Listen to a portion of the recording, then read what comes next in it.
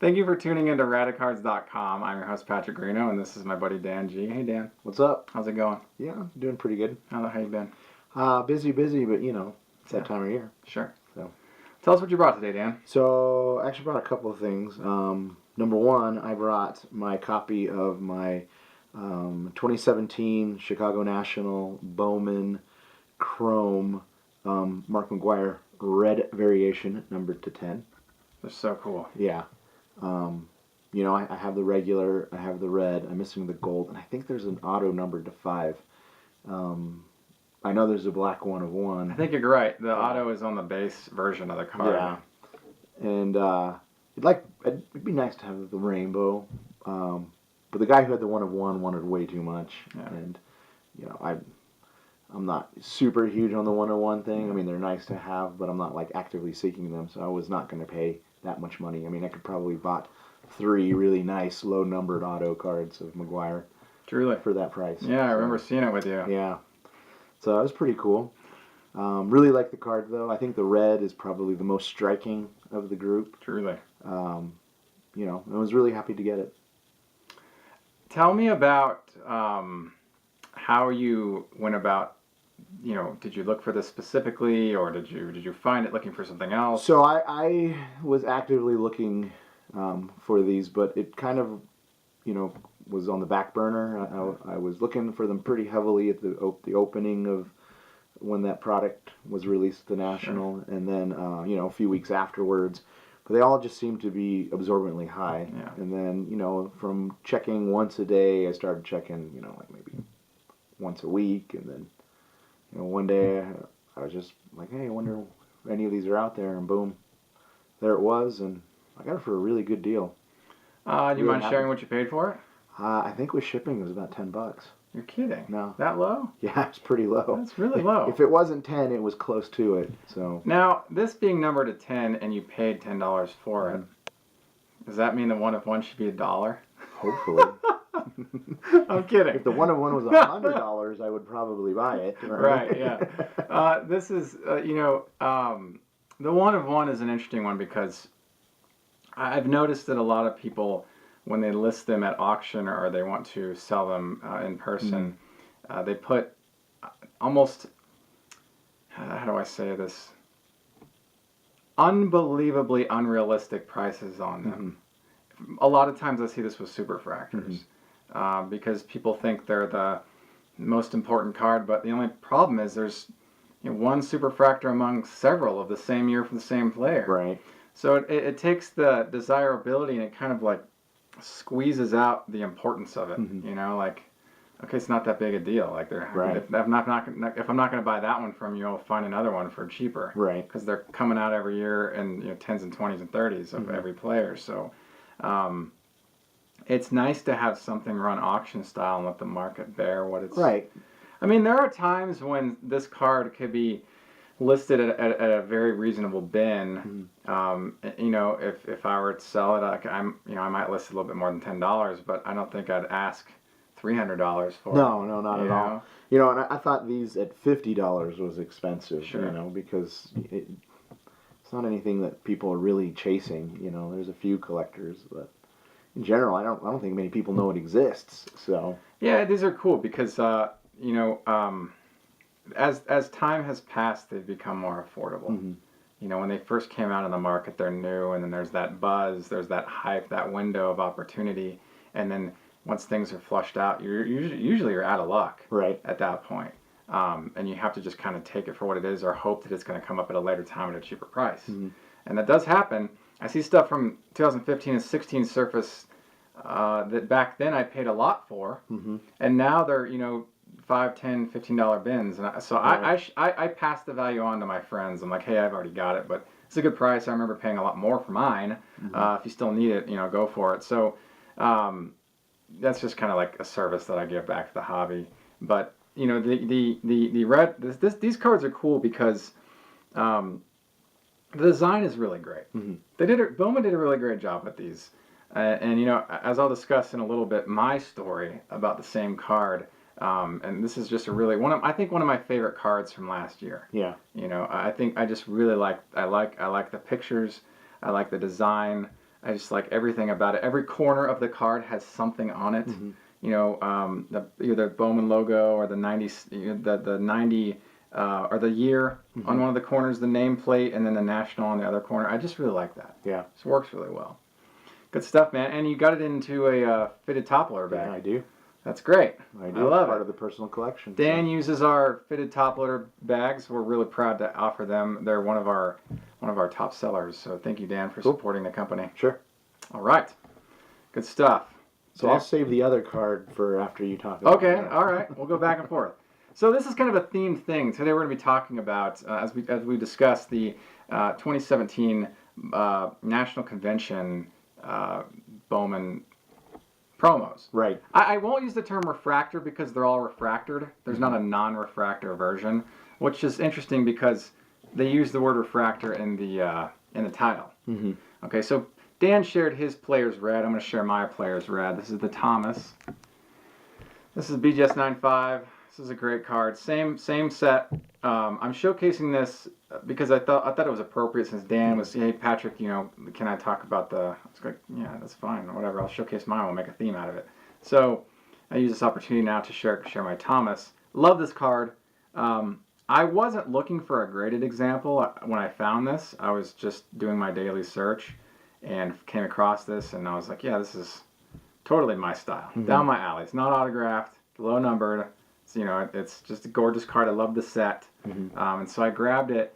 And this one actually, I closed at around $30. Oh, that's really good. Yeah, I mean, I thought that was fantastic. And graded, I mean, it costs kind of a lot to grade. You got to pay the shipping, the insurance, the tax, the return shipping, Right. you know, and so it's kind of a lot. So, you know, why not get the graded version? Right. And you know, getting these out of packs was A big deal. a big deal. You had to buy boxes of cards to Yeah. get a few packs. So It's a big you deal. know, just owning the card was not cheap. It's not easy to do. No, no. So I figured, like, you know, not let this pass me by, you know, number to 10, a great addition to my collection. I've since acquired the base version, the gold, and, you know, the red. So I have the 3. There are a couple that I'm missing, like the autograph. There's a black 1 of 1, obviously, and I want to say there might even be a black autograph 1 of 1. Oh wow. I can't say that with certainty Yeah. by looking at my checklist, but I don't expect to own those. If I do, fine, but if I don't find 2, these are great. The 3 is great for me. I love the set. I think it's a really cool thing.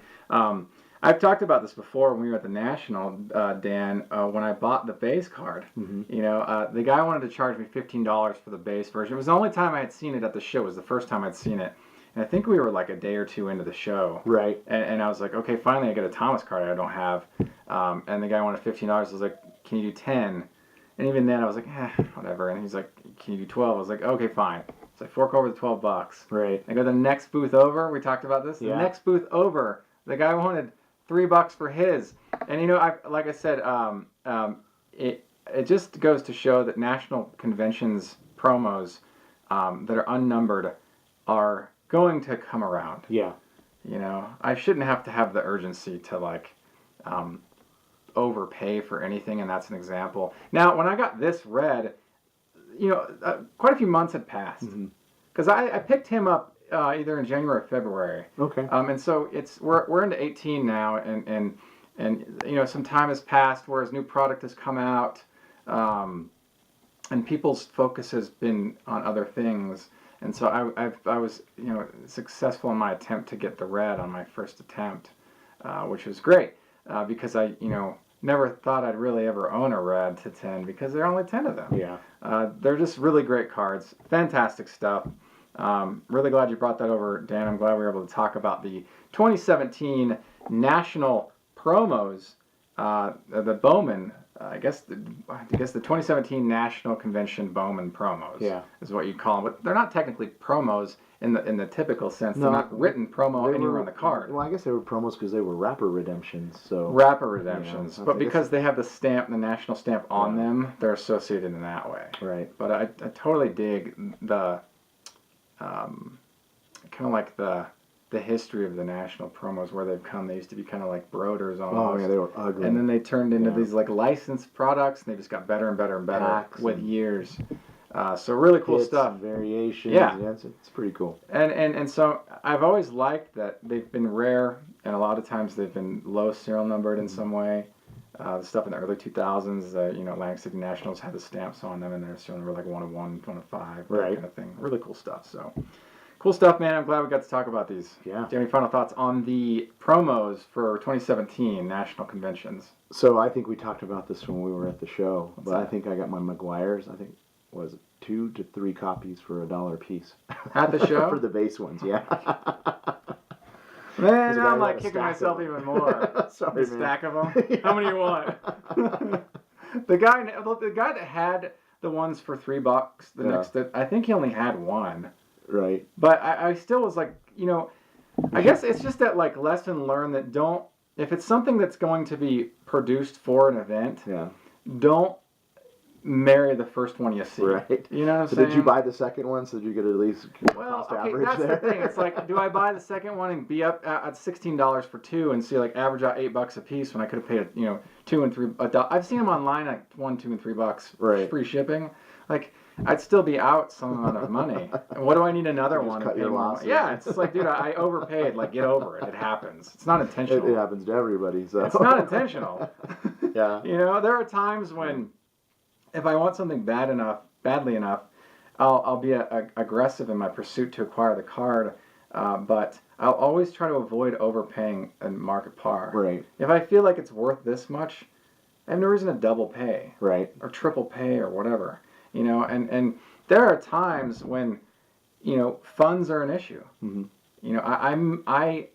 I may not have the amount of funds required to get the card, whether or not I want it or not. And Yeah. so, Or you're directing that money into a different direction, and yeah, funds are committed elsewhere. Mm-hmm. And so when I think about like, overpaying in the sense of like, okay, I could have gotten it for 3, I paid 12, I'm out $9. yeah, That's a small. it's not the end of the That's world. a small margin. But if I like see something sell for $120 and I paid almost $400 for it a month before, I'm gonna be like, what the heck? Yeah. Like that sucks. But I can't tell the future. If I did, I'd be day trading like Yeah. crazy.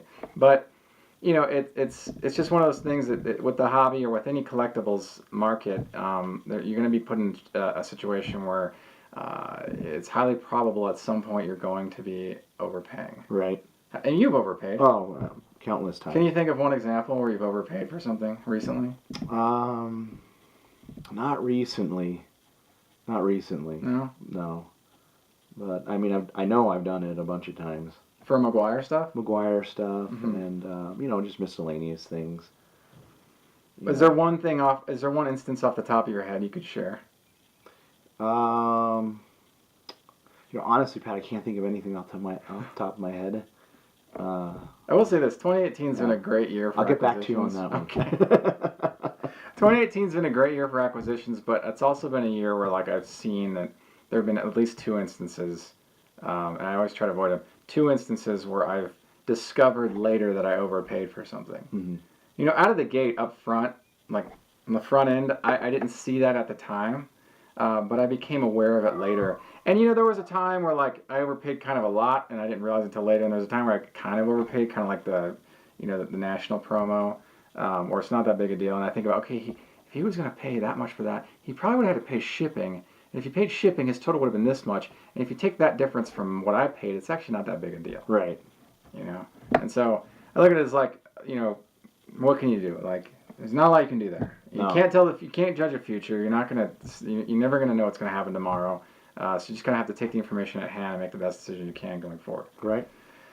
Anywho, Dan, share with us what you got there. So little backstory here. Okay.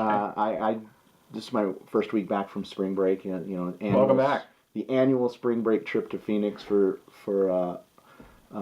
spring training baseball. Dan's a teacher. I am. Yes. So I get some time off. He during the teaches at a very prestigious private high school. Yeah. Yes. And so, So yeah, I got a whole week off. We took Yeah. the family down to Phoenix. We caught a couple of games. Went and saw a hockey game. Spent almost the whole week there. awesome. And I visited some of the card shops in the Phoenix area, which there's some good ones out there. That's like a tradition for you, though. Correct, Right? Like going to correct. Phoenix is like a thing. Correct. And every year I kind of coincide that with the Bowman Heritage.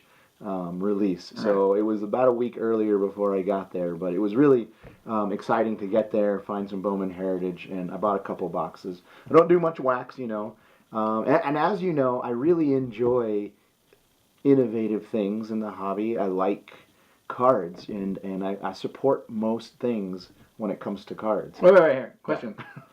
Bowman Heritage or Topps I'm Heritage? sorry, Topps Heritage. Okay. Topps It's Heritage. like I haven't My seen bad. Bowman Heritage for Right, several years. right. Man. My bad. So Topps Heritage, and so I bought 2 boxes and enjoyed opening them while I was on vacation. But one of the things that You actually shared your hits on Twitter. You did. did pretty well with I those did boxes. pretty well with those boxes. Yeah. So one of the things I wanted to bring up was one of the toppers that I got, and it was this trash, right? And I don't know how to address this, but I hate things that are beyond what is considered normal size, right? Because they're hard to store. Because they're hard to store, and when you do want to store it, the supplies required are huge costs for things that are pretty much garbage. Well, here's right? the thing with this, Yeah. right? It's like if you don't have a setup already, an arrangement already to store this, you have to go out and get a binder. You got to get pages. Right. You got to invest another. There's like a financial setback associated with storing this kind of thing. Right, and That's the problem. Topps is notorious for this, and it just really, pardon the language, but it pisses me off. Grinds your gears. Yeah. I like the cards individually. Yeah. Why not just cut them, right? I got and scissors, put them man. You free wanna- in, yeah. But then it's just garbage, and I really wish that they wouldn't put these in the boxes.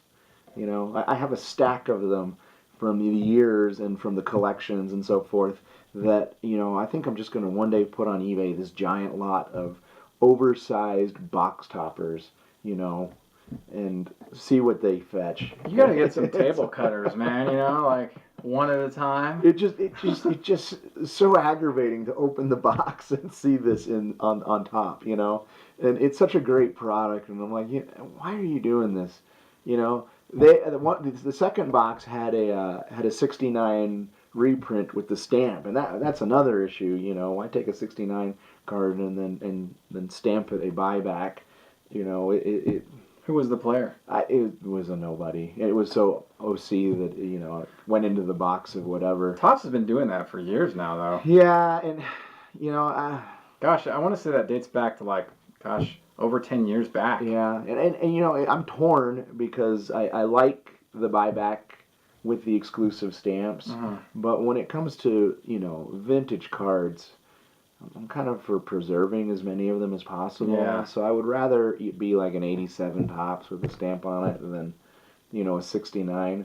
But it doesn't get me going the way that these oversized cards do, and I know that there's people out there that like them, but I don't feel like I'm in the minority here. I think most people just kind of throw them in a box and then they get all dinged up, and no one cares. Well, I don't buy the product for the topper, so it's a throw-in, yeah, essentially, for you. yeah. When you buy the product and you get this for free. Yeah, but it's not a nice thing to get for free because now I have to do something with it. You have to manage it. Yeah. What is it?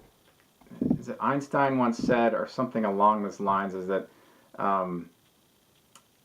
make sure everything is done in the simplest way, but no simpler, or something along those lines. And so the more you have of anything, the more complex the arrangement or the idea of management becomes. Yeah. Keep it So the simple, more stuff, stupid. yeah, the whole KISS mentality. Yeah. If you have whenever you have more of any one thing, you have to deal with more items. Right. And then it becomes like a time thing, like organizing your book collection, organizing your baseball card collection. The more you have, the more chaotic life can become. Right. You know what I'm saying? And so, now I'm not saying that you having 10 or 20 of these is going to be a problem, but if you actually wanted to actually store them in any capacity, it would require time and money, resources of you to be able to do that. And when you went in to buy the product, you weren't in a situation to expect an additional time and money requirement to manage the yield of that product beyond the standard expectation of the standard 2.5 by 3.5 cards. Right. because you have boxes, you have.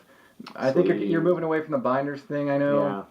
Yeah. But whatever the case, you're set up for a certain arrangement that anything beyond it becomes fringe in the certain terms of whether or not it makes sense to have. Right. You know what I'm saying? It's kind of like it categorically falls into this area of like, now I don't want it because it's outside of the scope of normal. You know, and this may fall into that with you. Other collectors may specifically go after this. Right. You kind of just have to have a focus. You know, I talk about this a lot on Radicards, is like the importance of having a focus. And when you have stuff that falls in your collection, you know, coincidentally, such as this, you have to figure out what to do with it. Because now you're like, okay, now I gotta take time away to take pictures of it and list it on eBay. Right. So it still requires a resource that you have to spend and not get back Which time. I'm probably not going to do because I'm not going to ship that. How do I protect that? Oh, you just stack everything together, wrap it in bubble mailer, and tape that up and put it into something. I guess. It's probably enough. Yeah, Maybe maybe put a it in comic between batting two board, cardboard pieces yeah. and then put it in there. Make sure it's not going to ever shift around. That's how I would do it. It seems like it's going to be more trouble than it's probably worth because I bet these are a dime a dozen and no one's paying more than $1 or $2 for I them. don't know. I mean, maybe do you know if the 3-player panels have any, like, is there an Otani on one I of them? haven't even bothered to check. Okay. Because, I mean, if there was a Thomas, there was a Thomas on one of these, and I could get it for like $1 with free shipping, you know, I might entertain that as a potential. Yeah, but you're a collector and you're still saying if I could get it under these. There are parameters. Parameters It's not. of- It wouldn't fall high on the totem pole of priority, right? Like, Yeah. like if I were at a show and I saw a bunch of Thomas cards and someone had these for $5 and the Thomas was on them, depending on my buying power at the time and how much discretionary I was carrying with me, Yeah. the likelihood of me paying attention to that opportunity would probably be pretty low, Right. right? I would probably be focusing on what I usually go to shows for, which is like my classics collection, my 90s inserts, my Thomas stuff that I actually been looking for that's not modern. Not to say I wouldn't be interested in looking at it, Yeah. you know, but again, to your point, you know, with a 3-panel, it becomes difficult to sort. Now, I don't know, is this an 8.5 wide? I have.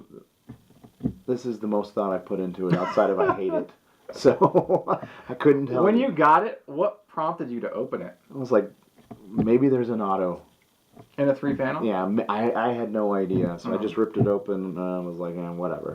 You know, I moved on. think that if I were in the situation of having that, what I would do first, and I'm not saying you did anything wrong, it's just because I'm looking at it from strictly an efficiency standpoint, is I would do a little bit of eBay research and see if any of them is sold and see if any checklist exists to show me or indicate that there may be an autograph on any of the panels. If not, and there's nothing in there I want, I would leave it sealed and sell it sealed. Yeah, That would have been an opportunity. probably. And I don't know what you can get for sealed panel cards. I don't even know what the I'm market willing to bet is. not much. Oh, it's interesting that this kind of thing happens. I don't know what kind of market research Topps does. You know, if there's, you know, customer dissatisfaction on point of receiving. I don't know what that looks like. I don't know what the data looks like. I don't know if it's even being managed, or if it's like, hey, we got a couple sheets left. What do we do with them? Let's choose 3 panels. All right, let's do the 3 panels. Make Like, them toppers. you know, like, Yeah. we got to get rid of these sheets. Let's do something with them. So, I mean, I don't know what the manufacturing process looks like for these, but I'm glad you brought it by Yeah. to talk about it. Do you have any additional thoughts for it? No, just tops if you're paying attention. I don't like them. He said it. I said it. Everybody's got their, what they like and what they don't like, and you have to kind of appreciate both sides of that, regardless of whether or not you're a consumer or manufacturer. And you have to kind of just appreciate. Yeah, take it down. You have to kind of just appreciate the consumer perspective in that way, so you can learn about that and then cater to their needs accordingly going forward. You know, if it didn't work out this time for this, and we see that the customers may or may not like this product, we can adjust the scope and move on for the next product we make, and maybe just, you know, create a better alignment between the image and the identity. So, Right. good stuff, man. I'm glad you brought that back. Brought that by today. Do you have any final thoughts? No, I'm good. All right, cool. Thank you for tuning in to Radicards.com. I'm your host, Patrick Greeno. Thank you, Dan, for coming. Sure. Really appreciate that. And until next time, enjoy collecting. Take care. If you like this content, please subscribe. Thank you. Enjoy collecting.